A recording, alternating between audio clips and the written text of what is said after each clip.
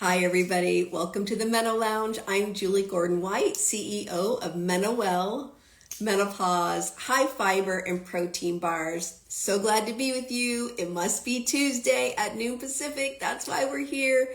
We have a really special, different guest today. We're going to be talking about the economics of midlife and why it matters to everyone. So don't just switch away because we're not talking about nutrition and fitness. This is super important and applies to you, your family, and your business. Hey there. Look at you, Barbara. I'm looking at everybody here. I'm trying to read really quick. Hi. Okay, let me bring up our guest. Hi, Tracy. Okay, Katie, are you there? I'm going to bring you up. This is always the awkward part.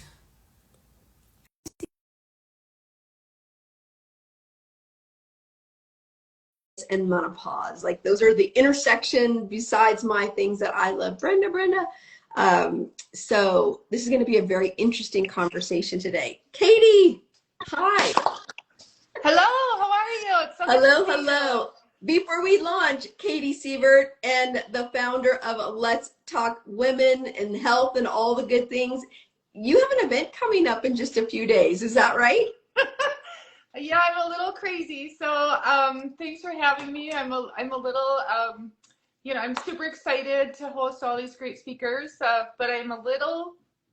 I know. We're just going to breathe. We're just going to take a minute and we're just going to bring it down. It's going to be fabulous. Everyone here is going to send good vibes. I'm sad I'm not going to be able to be there because I'm traveling. But the lineup is amazing. But you know what's more important and why it's going to be fantastic, Katie? Do you know why? Because of the energy and passion and love that you're bringing to this event. That is the magic.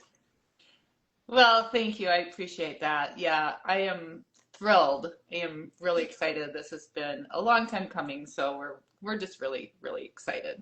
Super excited. Are there any tickets left for people who are in the Minnesota area? We do have about 15 tickets left. We're a full house, but I like to make the energy, like you said, really exciting and fun. And so we'll find space. If we can get about 10 to 15 more people, I would be thrilled. Okay, good. Yeah, it's always good to just go over a little bit just in case. So, all right, just to drop the link right away before we dive into this awesome conversation, where should people go if they would like to learn more and potentially buy a ticket? Oh, thank you. It's letstalkhealthwomen.com. Excellent. Okay, Katie Severt, let's talk health women. Let's talk about it. Okay, so why is this important? Why are the economics of health and women important to everyone, not just menopausal women? Why does it matter? Well, I started this just being frustrated with my own health journey. And, during the lovely pandemic is when I kind of went through that special day of menopause. And, I didn't really have time to care for myself. I was wiping out groceries and taking care of my family and taking care of my job and all the things that we all did. But when I rolled out of it and had a chance to, reflect, I thought, if this is so hard for me, like, what do other people experience? And so I just You've been in started the talking. health business for a really long time, right? I mean, that's your superpower. So, and Yeah, for I you, do it's understand the business of health, but I had never really looked at it through my own lens. And, broadly, I just having that moment and realizing that if it was this hard for me to navigate my own health journey, being this connected to the healthcare business, like, what do other people do? right, Um, right. and so the more I started talking to the people, the more I thought, like, this is bonkers. Like, it always comes down to the money, as we know. And women's health faces these gaps, like, at every single turn. Mm-hmm. From research to frontline to reimbursement to innovation to funding, all the things. And I thought, we just need to talk about this more. Yeah, love that. So, not being super creative, I was like, let's start a company called Let's Talk Women. You know what? I think creativity is, I can't talk to, creativity is overrated sometimes because sometimes we get so creative we don't know what the heck we're talking about. But especially in midlife and menopause, we need to be very clear, otherwise it doesn't compute anyway. So I think it's brilliant. Well, thank you. I appreciate that. But yeah, that's what we do. We just talk about women. We talk about women's health. We talk about business of women's health. We talk about all the things. We bring women together that are amazing, and trying to do our little part to move the needle Yeah. and make things better for everybody. I love that. It takes all of our voices and energy and perspectives because even though you and I are in this conversation all the time, it's such the tip of the iceberg. There's so much more to bring forward. So it's important. So I think we were introduced by Casey Fleming of the fuchsia tent, the fuchsia tent. I'm really struggling today. The fuchsia tent, one of my favorite humans. Isn't that right, Katie? That is correct. And Yeah. she honestly is the only panelist I've ever brought back. So she served on our mental health panel, talked about midlife health and the way things, mental health and addiction and midlife often collide. And she has a Mm-hmm. picture of these two ships colliding. Mm. And so when we were ideating about this midlife menopause event, I thought, who could cover the workplace wellness piece of it? I mean, we're in Right. Minnesota, so we're the home of the payer. We have um, a lot of visibility on reimbursement, the payers, how women's health is funded from the insurance side of the business. Mm-hmm. And Casey covers both of those topics extremely well. So Right. I'm thrilled to see her tomorrow. Yes, I'm going to be sad not to see her. But what I love is the spotlight that she puts on menopause in the workplace specifically. And so, what have you learned from Casey or in your own experience that you might share, especially around the economics of dealing with menopause in the workplace and menopause benefits for women? Because I know companies now are starting to actually show up, like Microsoft and the NBA, and I even think Amazon, has some kind of something, could be a little lip service in there, but they need some MenoWell bars in their employee cafeterias. I know Google also has a menopause program. So what are your thoughts and maybe what Casey has shared with you about the economics of menopause in the workplace? Yes, this is a huge area where we are seeing some new, I would say not new, but additional amplification from other organizations throughout the country that are realizing that it's not just the research, but it's the reimbursement. And so in the workplace, a lot of policies and human resources are driven by, well, obviously the economics of women's health. So if the average age of your CEO is 52, and that's also the average age that a woman like enters through that menopause period, but is unable to work, like that costs the company money. And so it only makes sense to implement programs that will support women in midlife so that we can continue doing all the millions of things that we do, but also leverage our expertise in the workplace. And so this is a huge undercurrent of what we're trying to do here at Let's Talk Women.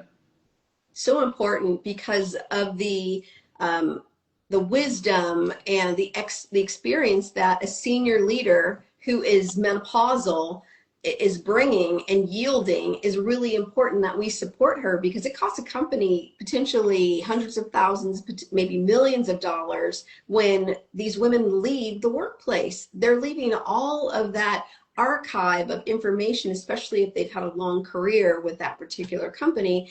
If they are not supported, out the door it goes. And the cost of replacing all of that, just the hard cost of the dollars, but how about what is the additional cost of all that knowledge that leaves with her as well? So yeah, and that's why we're partnering with Ready Set Pivot at our event on Thursday, in part that women find themselves required to pivot because they're not able to be supported at work or because they're let go at work. And so how can we, instead of pivoting, how can we think about this from the front line where if we can implement policies that make it better at work for women, all women, this will be good for all women, but it's some of the things that we can implement are so simple. If you need to leave work early to pick up your kid, it shouldn't be like a conversation. You should just go.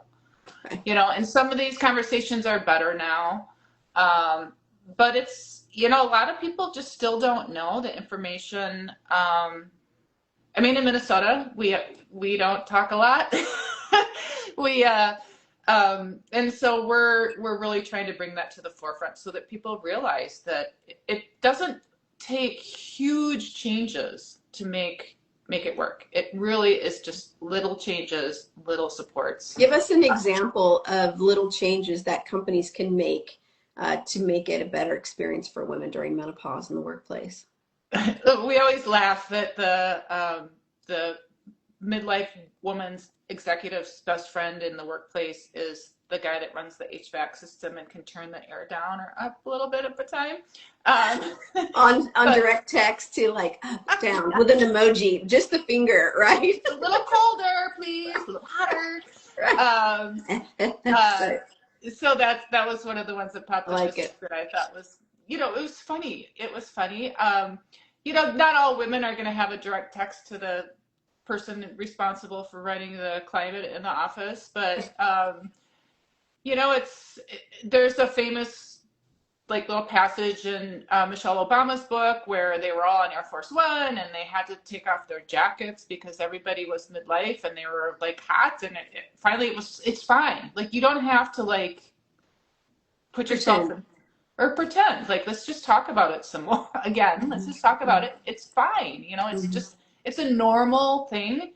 It's not something that should be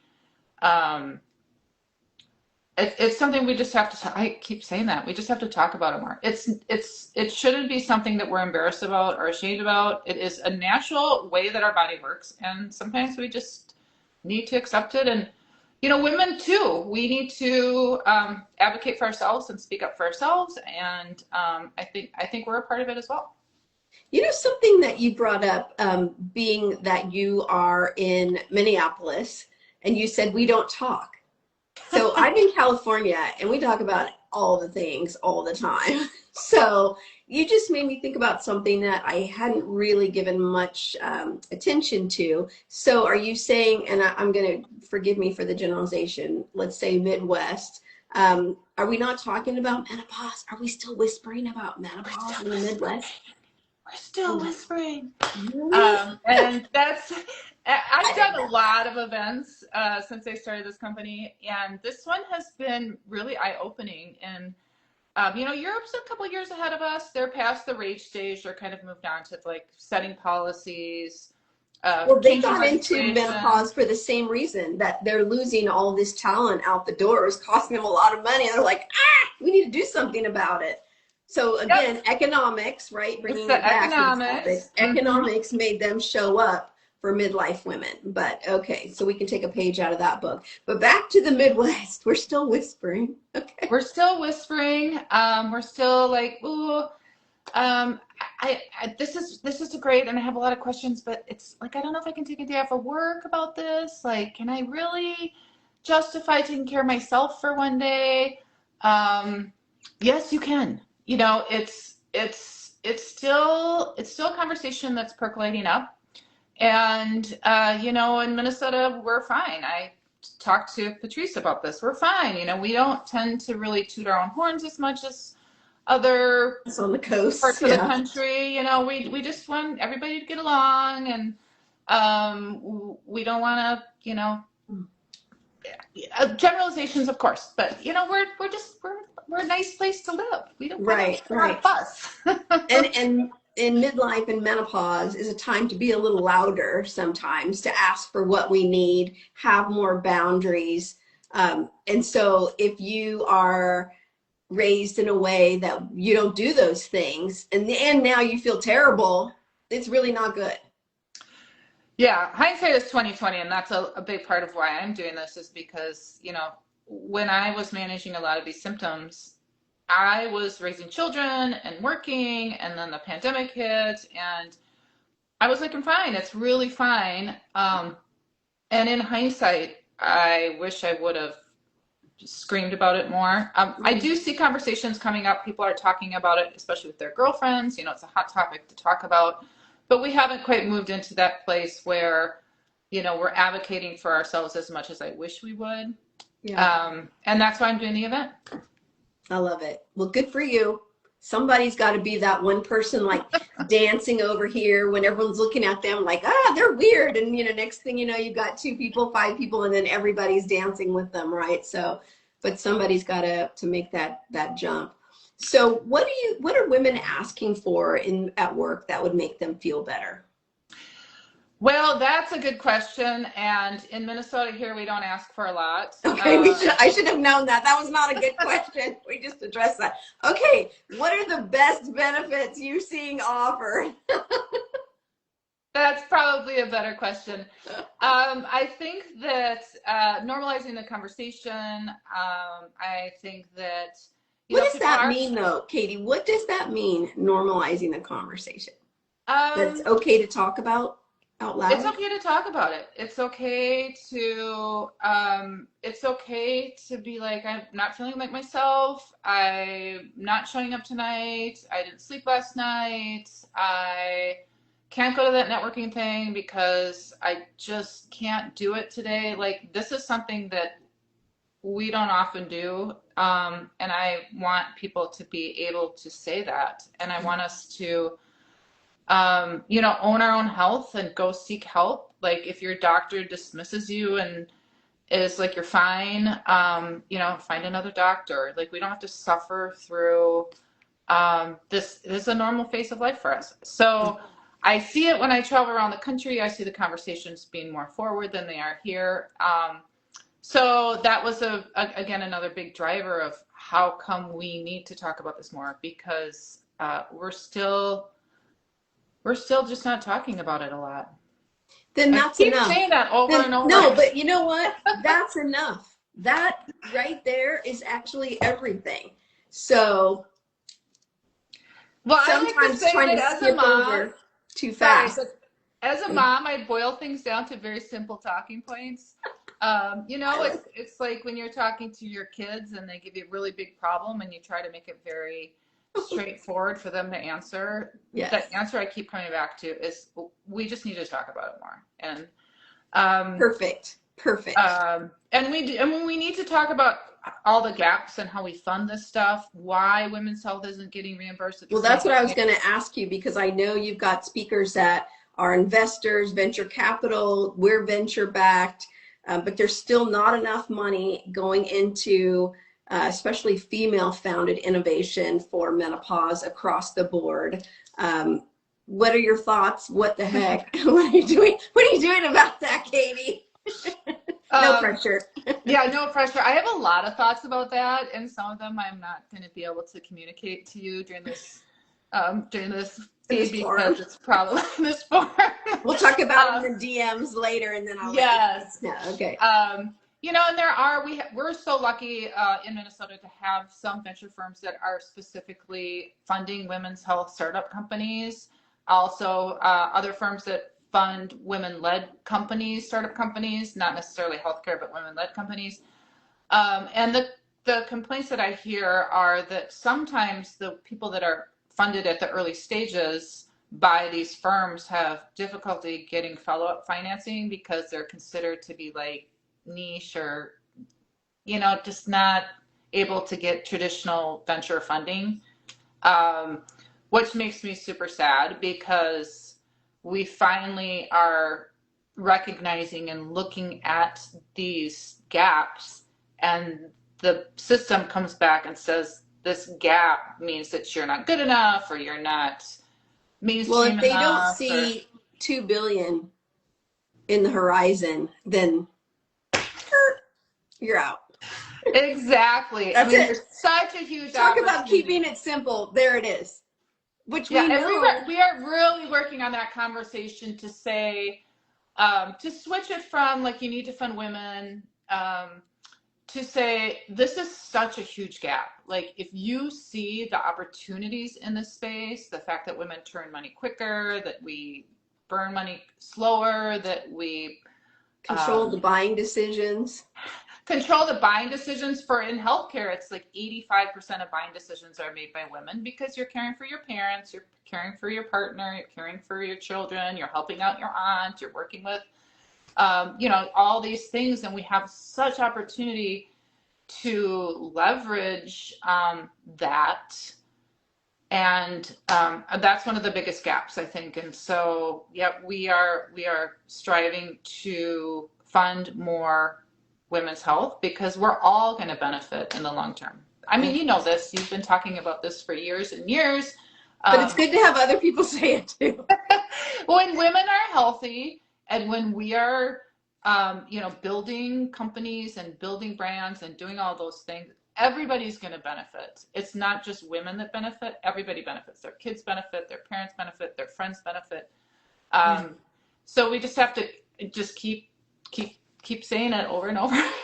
Keep saying it. And in addition to our VC, How Women Invest, I want to give them a shout out. You can follow them on LinkedIn. They just reposted a list of the top 20 investors in female founders. So go check out that list. Julie Castro Abrams leads the ship over there, and it's been a dear friend for many, many, many years. I know that you know Julie as well. She's just an overall badass woman. But then there's also angels. And so we also have a lot of angels on our cap table, our capitalization table, meaning investors, and women investing in women. And I love it. I have some very cool dudes, I will admit, on my cap table. But you have to be really cool and very cool about all things menopause, otherwise not invited, to the party. But that's a really powerful source of raising capital, inviting women to become investors. That was something that was important to me, that women don't even hear about investments.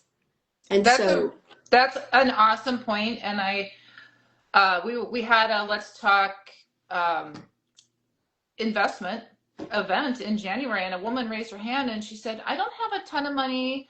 I do have a little extra. Like, is like $100,000 enough to be an angel?" Like, she didn't know. And another woman was, I've got some money in my checking account. I just don't know if it's enough, because we have not done a great job of educating women that they can make great returns as angels. And so in Minnesota, we have Go for Angels, we have Group Capital, we have several angel groups that are really working to get that message out. Obviously, Julie is amazing. She was here in Minnesota too, bringing her work to our market. And so that's another concerted effort where people just are aware that it's not this scary place to be that only the uber wealthy people can go, but it's a place to really no, invest in your $10,000, values. right? Mm-hmm. Sometimes Invest in your values five, and put it forward. right. You just have to find. And so I love that you are helping women get educated.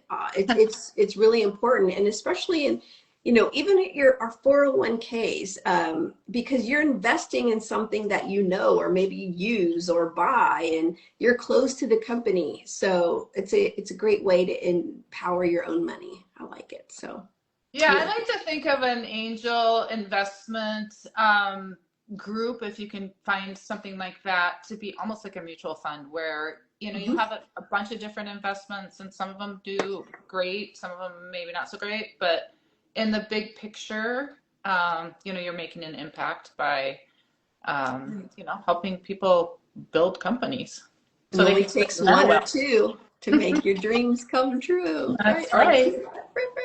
I love it. Okay, well, I won't keep you too long, because I know when you've got an event coming, the details, of course, in the 11th hour, just like I'm heading to Dr. Vonda Wright's event in Orlando, and thank goodness she's got an incredible team around her this year doing it, because the thing has doubled. It's so major. So, but I know I've done many events. It's a lot. So what tips or thoughts would you like to share with the MenoWell crew before we let you sign off and get back to all the other things happening in your world? Oh, you wrote them down? There's the agenda. You can Okay, see good. Oh, MenoWell yay. right there.